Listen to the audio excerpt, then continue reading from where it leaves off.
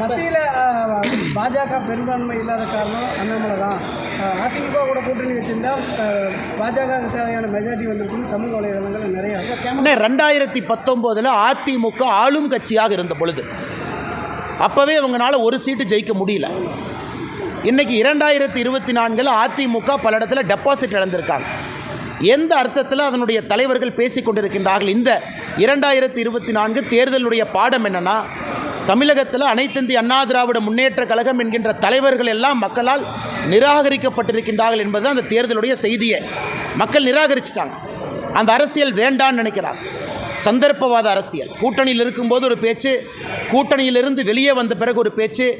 SDPI போன்ற ஒரு fundamentalist குரூப்புகளோடு கூட்டணி வைத்துக்கொண்டு ஒரு தேர்தலை எதிர்கொண்டால் என்ன ஆகும் என்பதை தமிழக மக்கள் அனைத்திந்திய அண்ணா திராவிட முன்னேற்ற கழகத்தினுடைய தலைவர்களுக்கு பாடம் போட்டிருக்காங்க. இதே வேலுமணி என்ன சொல்லாமே, கோயம்புத்தூரில் எல்லா எம்எல்ஏ அவங்க பக்கம் இருக்கிறாங்க. அப்படி இருந்து கோயம்புத்தூரினுடைய 6 தொகுதியில் 3 சட்டமன்ற தொகுதியில் டெபாசிட் இழந்திருக்கிறாங்க. 3 சட்டமன்ற தொகுதியில் அனைத்திந்திய அண்ணா திராவிட முன்னேற்ற கழகம் டெபாசிட் இழந்திருக்கிறாங்க. இதுவரை தமிழகத்தில் ஏதாச்சும் ஒரு தேர்தலில் அனைத்திந்திய அண்ணா திராவிட முன்னேற்ற கழகம் கோயம்புத்தூரில் 6 டெபாசிட் இழந்ததை பார்த்துருக்கிறோமா? அப்படி என்றால் கோயம்புத்தூர் மக்கள் அதிமுகவை நிராகரித்து விட்டார். இந்த சந்தர்ப்பவாத கட்சி நமக்கு வேண்டாம் என்று முடிவு செய்திருக்கின்றார். அந்த விரக்தியினுடைய உச்சத்தில் எஸ்பி வேலுமணி அவர்களை போன்றவர்கள் பேசி கொண்டிருக்கின்றார்.